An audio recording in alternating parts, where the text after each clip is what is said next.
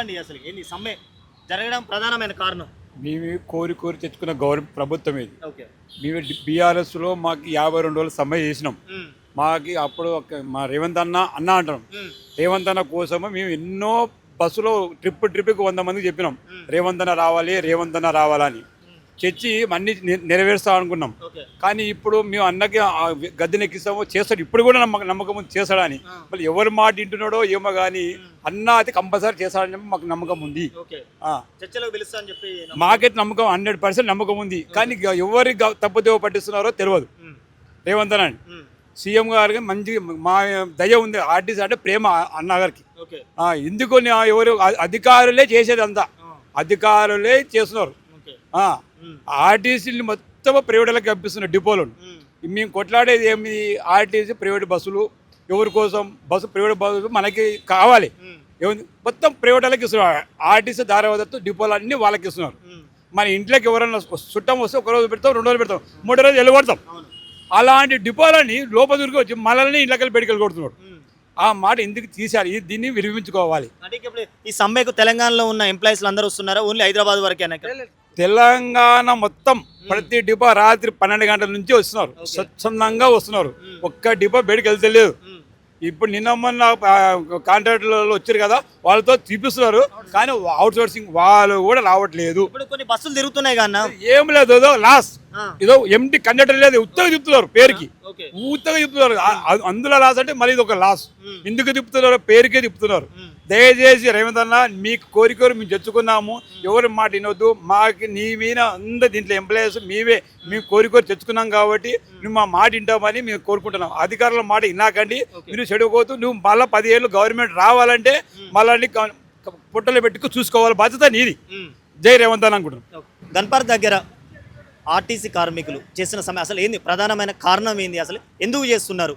Government మీ సమస్యలు పరిష్కరిస్తా అని చెప్పి గతంలో కూడా అన్నారు, ఇప్పుడు కూడా అంటున్నారు. దీని మీద మీ అభిప్రాయం ఏంది? అసలు మేము గవర్నమెంట్ కనుక వాళ్ళు అన్న మాట వెళ్ళబెట్టుకుంటే మేము సమ్మె పోయేది లేదు. కానీ 2.5 సంవత్సరాలు వెయిట్ చేసినాము. గౌరవ ముఖ్యమంత్రి గారు ఇచ్చినటువంటి వాగ్దానాలు, వాళ్ళు పెట్టిన మేనిఫెస్టోలో పెట్టినటువంటి డిమాండ్స్ని వాళ్ళు ఇస్తానే మేము అడిగినాము.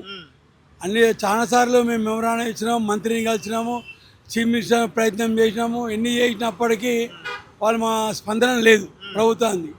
సరే, లేకపోతే సమ్మె నోటీస్ ఇచ్చినాం.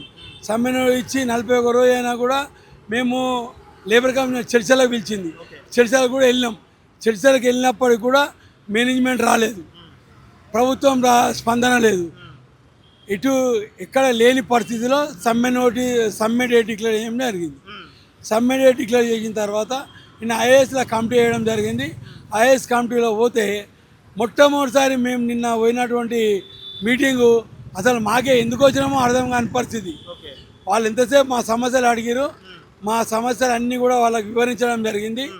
అందులో భాగంగా మా డిమాండ్ ఏం లేదు, మీరు ఇచ్చిన హామీలు, మేనిఫెస్టోలో పెట్టినటువంటి ఏవైతే హామీలు ఉన్నాయో వాటిని అమలు చేయమని అడిగినాము. ఇది ఇప్పుడు కాదు, దాదాపు సంవత్సరం నుంచి అడుగుతున్నాము.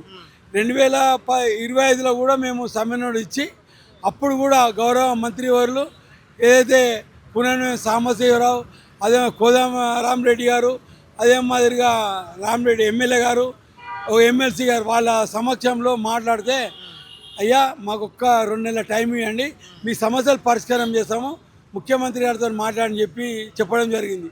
సరే, అప్పుడు మేము టైం ఇచ్చినాము. నెల 2 నెలలు కాదు కదా, సంవత్సరం అయినా కూడా స్పందన లేదు. ఆ రోజు 7వ తారీఖు స్ట్రైక్ పోవాలి, కానీ అక్కడ ఇండియా పాకిస్తాన్ యుద్ధం జరిగింది. దానివల్ల మేము సమ్మెని వాయిదా వేసుకోవడం జరిగింది. మంత్రి గారి చొరవతోనే సమ్మెని వాయిదా వేసినాం. అది వేసిన తర్వాత ఏడాది వరకు కూడా స్పందన లేకపోతే మేము సమ్మెలోకి వెళ్ళడాలన్న ఉద్దేశంతోనే సమ్మెను ఇచ్చినాము. మీటింగ్కి వెళ్ళిన కన్సల్టేషన్ మీటింగ్ కూడా వాళ్ళు రాలేదు. ఆ తర్వాత నిన్న చర్చలకు పిలిచారు, చర్చలకు వెళ్ళినాం. చర్చలకు కూడా మేము ఒకటే అడుగుతున్నాం, ఆర్టీసీ కార్మికుల మీద మీకు ఎందుకు ఇంత కక్ష? కార్మికులు ఏం చేసిరు? ఇలా ఆర్టీసీ కార్మికులు లేకపోతే ఇలా తెలంగాణ సింధించేదా? ఇలా అప్పుడు కేసీఆర్ గారు ముఖ్యమంత్రి అయ్యేదా?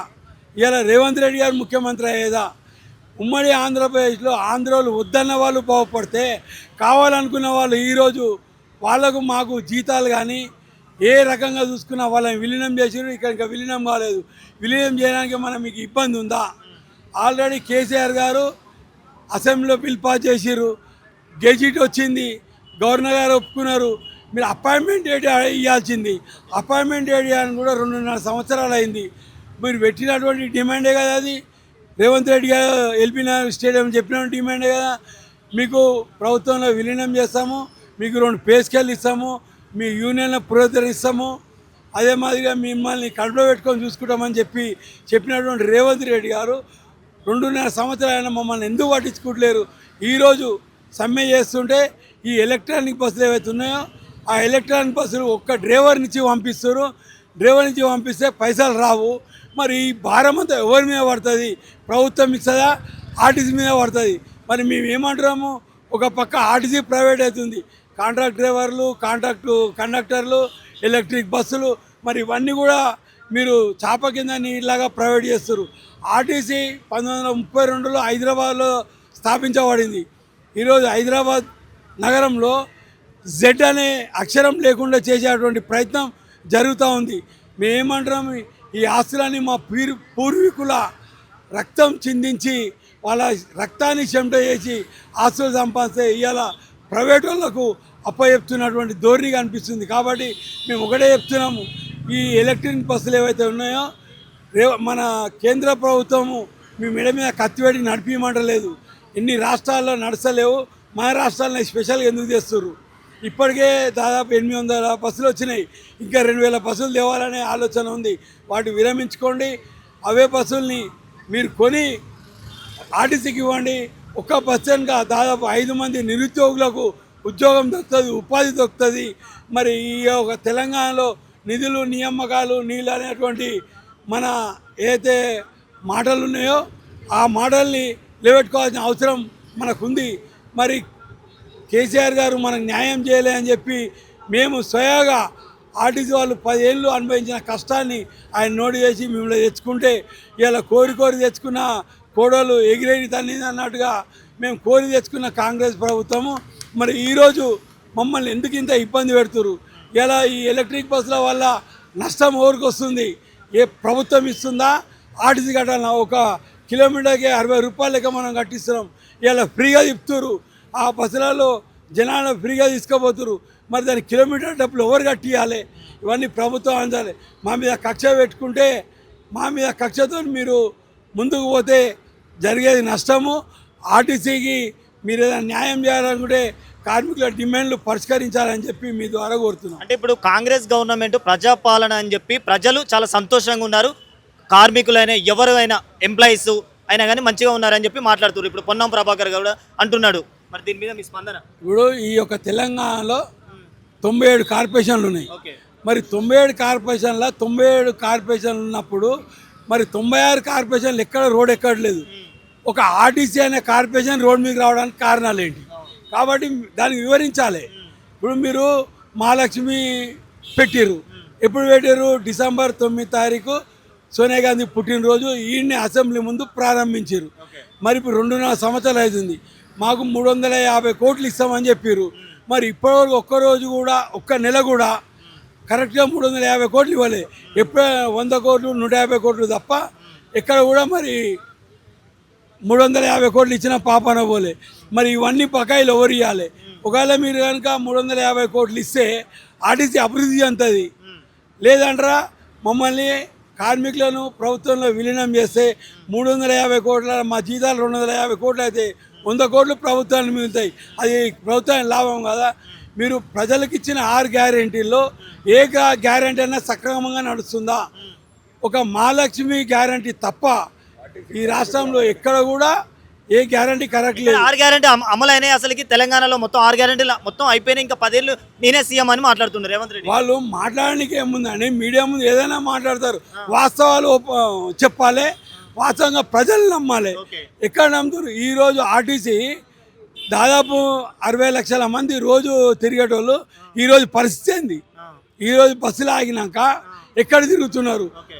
మీరు ఒక బేషరానికి పోయి ఇలా ఎలక్ట్రిక్ బస్సులు హైదరాబాదులో కండక్టర్లే కూడా తిప్పుతున్నారు తప్ప మీరు జిల్లాలో ఏమైనా తిప్పుతున్నారా? జిల్లాల పరిస్థితి ఏంది? ఇలా ప్రతి జిల్లాలో బస్సులు ఆగే ఉన్నాయి. కార్మికులంతా ముక్కంఠంతో జేఏసీకి సపోర్ట్ చేస్తారు. మేము ఇప్పుడు చెప్తున్నాం, జేఏసీని పిలిపించండి, మా సమస్యలు పరిష్కరించండి, మేము విత్డ్రా చేయడానికి సిద్ధంగా ఉన్నాము. మాకు ఎటువంటి దేశాలు లేవు కాబట్టి ప్రభుత్వాన్ని, మన ట్రాన్స్పోర్ట్ మినిస్టర్ గారిని ప్రత్యేకించి చెప్తున్నాము. మీరు నిన్న మొన్న మీడియా ముందు చెప్పారు, మా దర్వాజాలు ఎప్పుడు కుళ్ళాయంటే రాండి, మీరు రాండి అన్నారు. మరి మేము నిన్న వస్తే మీరు లేరు. 2-3 ఐఏఎస్ ఆఫీసర్లు పెట్టి మరి వాళ్ళ ద్వారా వాళ్ళు మాకు చెప్పింది ఏంటంటే, మీ సమస్యలు విన్నాము, 4 వారాలు టైం ఇవ్వండి, మేము ప్రభుత్వానికి నివేదిక ఇస్తాము, ప్రభుత్వం నిర్ణయిస్తుంది. 2.5 సంవత్సరాలు తీసుకొని సమస్యలు ఈరోజు పరిష్కరిస్తాము ఎట్లా నమ్ముతాము? కాబట్టి మేము సమ్మెకు పోతున్నామని క్లియర్గా చెప్పి రావడం జరిగింది. ఒకవేళ ఈ సమ్మెల గవర్నమెంట్ దిగి రాకపోతే ఏం చేస్తారు, ఏం చేయాలనుకుంటున్నారు మీరు?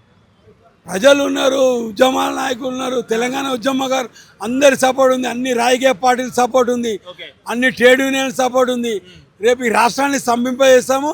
ఇది మరొక సకలజన్య సమ్మెగా తయారవడానికి అవకాశం ఉంది. ఇలాంటి మరిన్ని వీడియోల కోసం మా యూట్యూబ్ ఛానల్ను లైక్ చేసి సబ్స్క్రైబ్ చేసుకోండి.